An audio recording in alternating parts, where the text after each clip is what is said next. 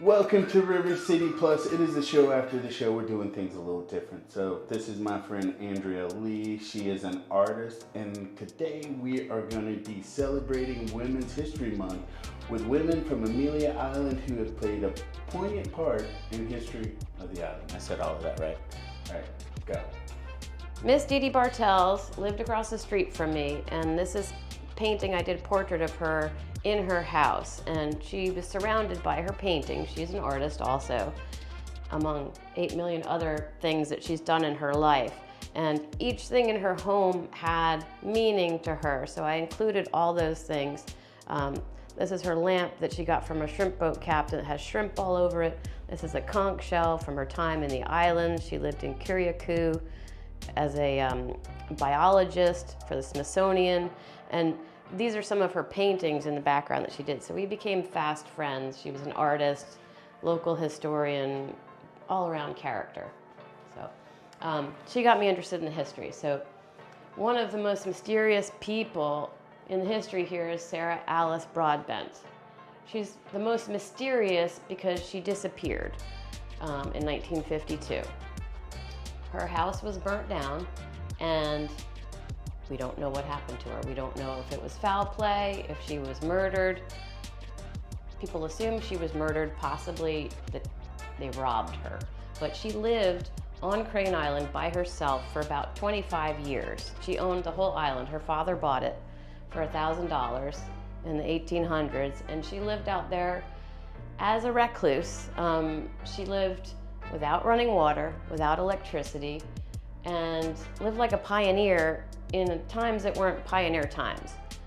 She made her own clothing out of flour sacks. She made her own soap, even her own mosquito repellent out of used motor oil.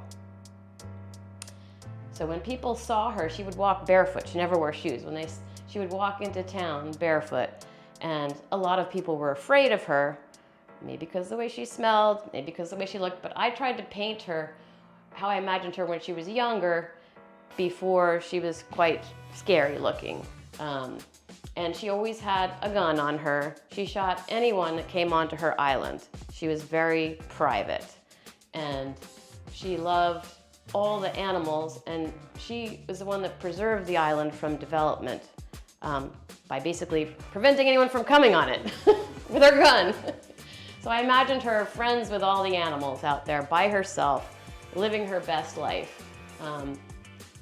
So that's Miss Sarah Alice. Down here I painted Anna Kingsley, who I earlier said there are no portraits of her. She lived on Fort George Island. She was sold into slavery, ended up running her husband's plantation, ended up later having her own plantations and her own slaves. And I painted her burning down that very plantation that she worked so hard to build, to protect it from the patriots that were coming down from Georgia to try and take back the island from Spanish control. And if that happened, that would have been really bad, because she and her children could have been re-enslaved. At this point, she is a free woman. She owns property, she owns plantations, she has businesses, and she was quite successful. But in order to save it all, she had to burn it down, which is in of itself is a crazy story. She was rewarded by the Spanish government for her bravery, and they gave her property. So it worked out okay for her. But she burned her plantation and her husband's plantation to keep them from having a stronghold in the area. And over here, this is Maveen Betch from Amelia Island. And I wish I had known her, because from everything everyone has said to me, that when you saw her, you would not forget her. She had 18-inch fingernails. She had dreadlocks that were so long they wrapped around her arm like a purse. And I think she was about 6 feet tall. And she was trained as an opera singer. So she had a very flamboyant personality, as you can tell by her feather, her beads, everything about her kind of says, look at me, But she used her position. She was the granddaughter of the gentleman Abraham Lincoln Lewis that created American Beach. So she went to Europe, did her opera singing. She came back and saw the state of affairs of her beloved American Beach that her grandfather had created as a resort for African Americans, and suddenly people were trying to develop it. Little bits of it were being eaten up by developers, and she was very upset. So she devoted the rest of her life to preserving American Beach and protecting it from development. She also took all of her personal finances and used them to give to various causes to help protect butterflies, animals that were endangered. And right up the top, this is the Nana Dune. It's the tallest dune in Florida.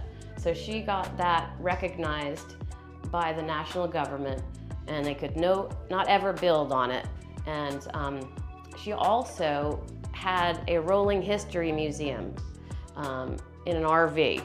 She collected all these things from her family history, and her dream was to have a museum, a brick and mortar museum. It didn't happen during her lifetime, but it exists now in American Beach, and they have all the artifacts that she collected throughout her life at the History Museum, including her dreadlocks, which are amazing. You have to go there just to see them. Down below, we have Miss Dee Dee Bartels, who was born Aloysia Jean-Marie Teresa de Bessier, something like that. And she was my neighbor. So she had a fleet of shrimp boats in the 70s, which was very unusual for a woman. And she loved the shrimp boat industry. She was the only female involved in it, as far as I know, in this area, and she was very successful. She would follow the shrimp up and down the coast, and she had captains that would run the boats, and she would travel with them and live on the boat. And she also was very instrumental in preserving a lot of the history on the island, helping save the train depot, collecting a lot of the artifacts from Old Town, the archaeological dig that they had there where they found the footings of the Spanish fort. So she kind of had her fingers in a lot of things related to Amelia Island, and there is a boat ramp named after her in a nature center, which is very fitting since she grew up on boats and was a shrimper. Then over here we have Lucy Ferguson from Cumberland Island, who was a Carnegie descendant. And I mean, you wouldn't know it by the way I depicted her, but you know, she liked to carry a gun. She was known to have a machete. She knew how to skin snakes, taught all her grandchildren how to do that, how to hunt, fish. And she was very devoted to preserving the nature on Cumberland Island and protecting it from development. So I showed her, you know, enjoying the nature and the wildlife, because she was always out. She would carry there's a big portrait of her at the Grayfield Inn with a big, like a machete, I think, on her hip. And she always wore a bandana at that time. And down below, also from Cumberland Island, is Katie Littlefield Green. She was married to Revolutionary War hero Nathaniel Green. And I painted her burning her letters to him because she actually did that.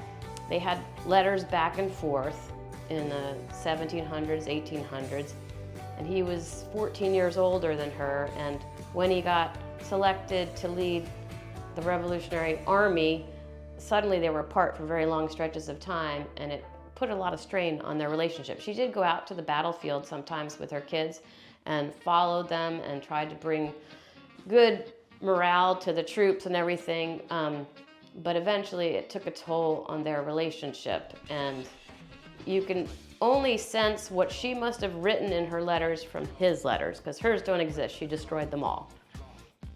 But she was linked to a lot of different famous men. She was linked to Aaron Burr. She was linked to Alexander Hamilton.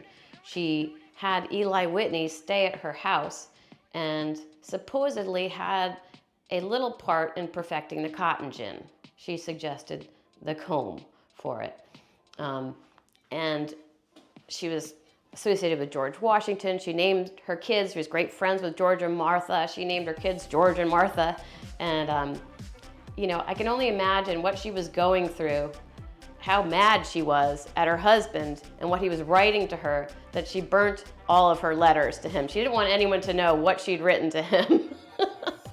but I know they were juicy. So history is not boring at all. You never know what you're gonna uncover. But yeah, so I painted her when she was younger and, you know, burning her letters to him. All right, Andrea, thank you for that little nugget of history lesson. So if people want to connect with you on your socials, really quick, where would they find you? Island Girl AI at Facebook.com. You have been educated, y'all. River City Plus coming up with you tomorrow. And as always, 9:30 for River City Live.